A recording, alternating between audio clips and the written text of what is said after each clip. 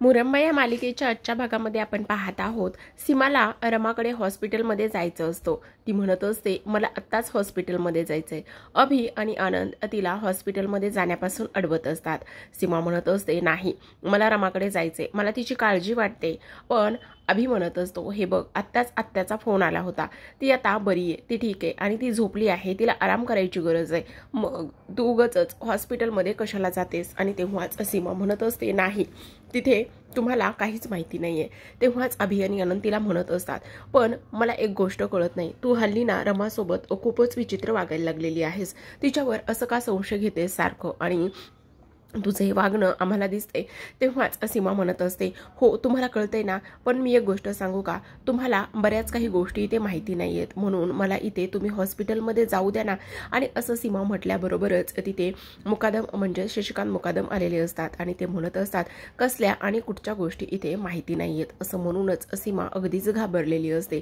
आता इकडे दुसऱ्या बाजूला नर्सच्या वेशामध्ये माही असते आणि अक्षयची तब्येत पूर्णपणे खालवलेली असते। अक्षयला शुगरचा त्रास असतो आणि त्यामध्येच तिने ग्लुकोजचं इंजेक्शन दिलेलं असतं आणि ग्लुकोजचं इंजेक्शन दिल्यामुळेच त्याला खूप त्रास होत असतो। तो ग्लानीत असतो, अंधुक अंधुक दिसत असतं आणि रमा रमा म्हणूनच आवाज देत असतो। आणि तेव्हा त्याला आठवतं, एकदाच असं झालं होतं की आता अक्षयच्या खूप छोट्या छोट्या वस्तू रमाच्या हाती लागल्या होत्या आणि त्या रमाच्या वस्तू हाती लागल्याच्या नंतर ती बाहुली होती आणि बाहुलीसोबतच तो नेहमीच आणि अभि म्हणायचा, ही रमा अक्षयची बाहुली आहे आणि अक्षय ह्या बाहुलीसोबत प्रचंड खेळायचा आणि ह्या बाहुलीशी खूपच जास्त तो कनेक्ट होता। या सगळ्या गोष्टी इथे तो रमाला सांगत होता आणि रमा मुद्दामूनच त्याची छेड काढण्याचा प्रयत्न करत होती। आणि तेव्हाच रमा म्हणायची की असं मुलं कुठे मुलींच्या बाहुलीसोबत किंवा लेडीज बाहुलीसोबत कोणी खेळतं का? आणि तेव्हाच इथे अक्षय पण म्हणत असतो, हो, अगदीच बरोबर आहे। आणि तुला सांगू का, ह्या बाहुलीचं नाव काय आहे? अक्षय मुकादम। अभि बरोबर खेळायचं अजिबातच नाही, आनंद दादा बरोबर खेळायचं अजिबातच नाही, मयुरी दादा बरोबर खेळायचं अजिबातच नाही। हा कोणाबरोबर खेळायचा? तर फक्त ह्या बाहुली बरोबर, अक्षय मुकादम बरोबर। आणि तेव्हाच रमा त्याला म्हणायली असते की तुम्ही ह्या बाहुली बरोबर खेळायचात। आणि तुला एक गोष्ट सांगू का, फक्त मुलंच काही बाहुली बरोबर खेळू शकत नाही, मुलं पण खेळू शकतात ना, मुलींनीच खेळावं असं कुठे लिहिलेलं आहे? आणि खरं सांगू का, हिचं नाव काय ठेवलं होतं बरं तुम्ही? आणि अक्षरा ठेवलं होतं? नाही नाही, मी तिचं नाव सखी ठेवलं होतं असं म्हणता क्षणी सखी, अरे वा। आणि तेव्हाच इथे अक्षय ग्लानीत असतो आणि तो म्हणत असतो, रमा रमा तू कशी आहेस? आपली सखी कशी आहे गो? आणि तुला शुद्ध आली का? रमा बघ ना, किती गोंडस मुलगी आहे, तू मुलीलाच जन्म घातलेला आहेस आणि आपली सखी, मी म्हटलं होतं ना तुला की मला तुझ्यासारखी गोंडसच दिसणारी मुलगी हवी आहे। आणि तेव्हाच इथे जो अक्षय आहे तो म्हणत असतो, नर्स मला काय होतंय? मला सगळंच काही अंधुक अंधुक दिसत आहे आणि त्यासोबतच तुम्ही मला अंधुक दिसत आहेत। आणि तेव्हाच अक्षय लगेचच म्हणत असतो, हो बरोबर आहे, म्हणजेच मला शुगरचा त्रास आहे आणि बहुतेक मी गोड खाल्ले, अरे यार असं म्हणत असतो। आणि तेव्हाच आता तो म्हणत असतो, प्लीज तुम्ही रमाला पाहा ना एकदा, मला असं अंधुक का दिसत आहे? आणि तेव्हाच तिथे उभी असलेली माही तिथेच असते, अगदीच ती ओळखू सुद्धा येत नसते अक्षयला, पण हे सगळं काही तिने इथे मुद्दामूनच केलेलं असतं आणि हे सगळं इंजेक्शन वगैरे देऊन त्याला रमापासून बाजूला ठेवण्याचं काम इथे त्या लोकांनी केलेलं असतं। इकडे आता दुसऱ्या बाजूला सीमा शशिकांत मुकादमांना म्हणत असते, शशिकांत मुकादम सीमावरच ओरडत असतात, ते म्हणत असतात, तू ह्या घरामध्ये त्या महिला घेऊन आलीस आणि जेव्हापासून तू त्या महिला घेऊन आलीस ना, तेव्हा सगळ्या गोष्टींची वाट लागलेली आहे, तुझ्यामुळेच ह्या सगळ्या गोष्टी इथे झालेल्या आहेत। तेव्हा सीमा म्हणत असते, प्लीज तुम्ही माझ्यावर विश्वास ठेवा ना, ती खरी रमा नाहीये, ती माही आहे आणि नक्कीच हॉस्पिटलमध्ये काहीतरी होणार आहे, मला तिथे जाऊ द्या ना। आणि तेव्हा शशिकांत मुकादम म्हणत असतात, अजिबातच नाही, जेव्हापासूनच रमा आई होणार आहे ही गोष्ट समजलेली आहे तेव्हापासूनच तू तिच्यासोबत असं वागत आहेस।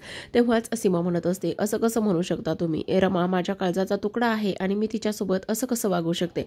असंच आता इथे सीमा बोलत असते। इकडे दुसऱ्या बाजूला जेव्हाच इथे साईने पाहिलेलं असतं की रमाला लेबर पेन सुरू होत आहेत आणि तेव्हाच इथे तो लगेचच काळजी न करताच किंवा वेळ वाया न घालवताच हॉस्पिटलमध्ये आलेला असतो।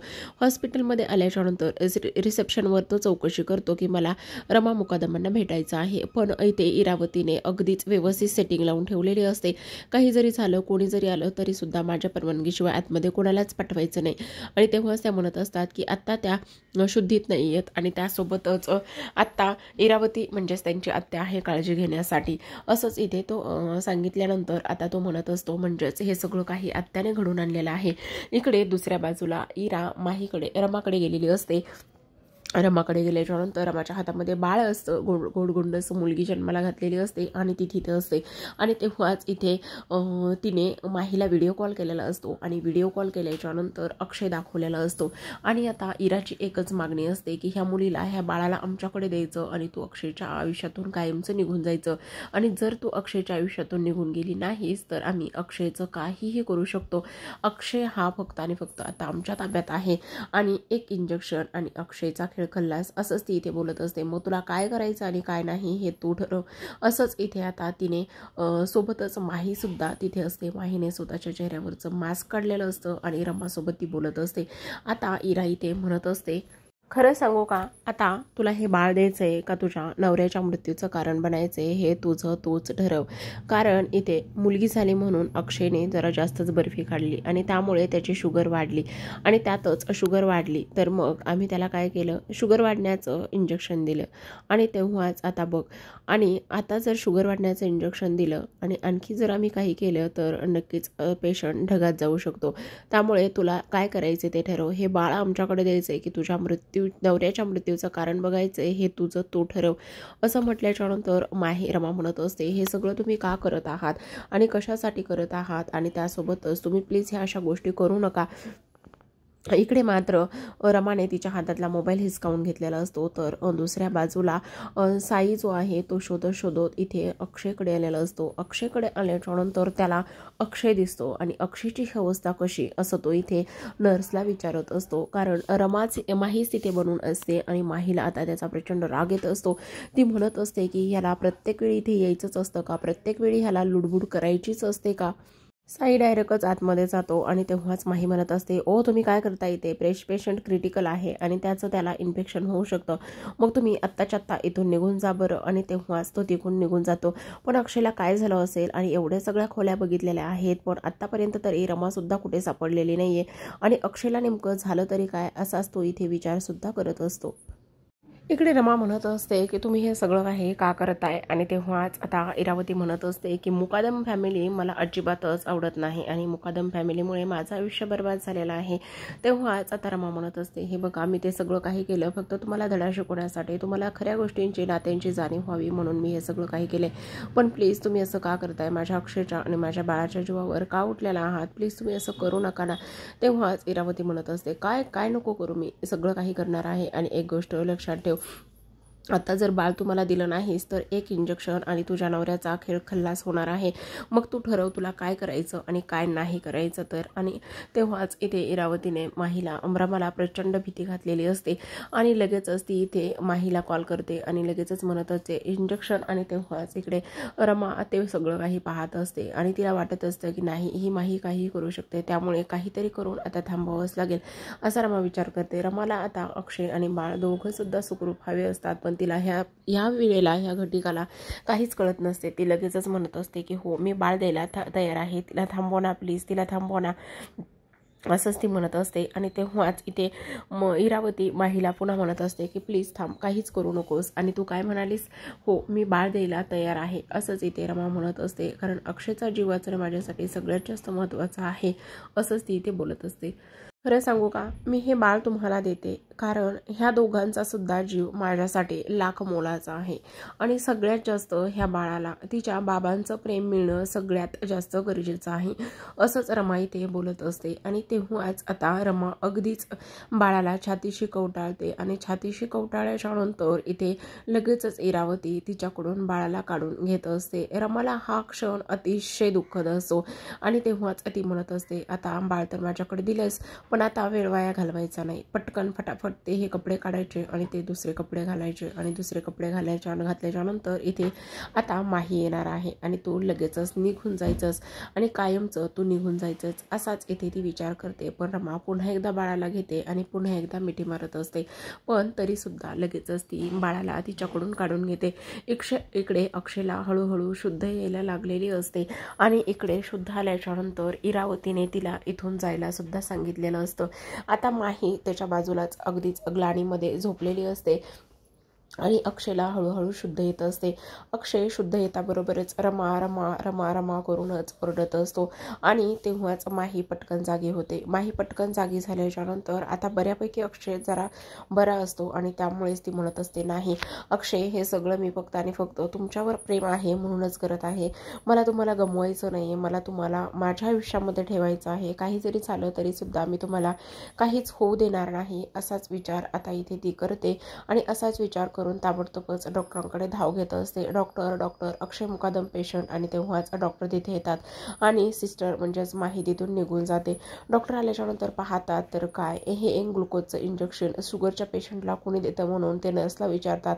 पण नर्स म्हणत असतात, सॉरी सर, मी इथे नव्हतेच, आत्ताच मी आलेले आहे. आणि दुसऱ्या नर्स इथे ड्युटीवर होतात आणि तेव्हाच इथे ती पटकन सलाईन काढा आणि सलाईन काढल्याच्यानंतर मी सांगतो ते इंजेक्शन आणि मेडिसिन त्यांना द्या, असं म्हणूनच आता अक्षयवर पुन्हा ट्रीटमेंट केली जाते. इकडे आता रमाने ड्रेस चेंज केलेला असतो. रमाने ड्रेस चेंज केल्याच्यानंतर ती आता हॉस्पिटलमधून बाहेर पडलेली असते.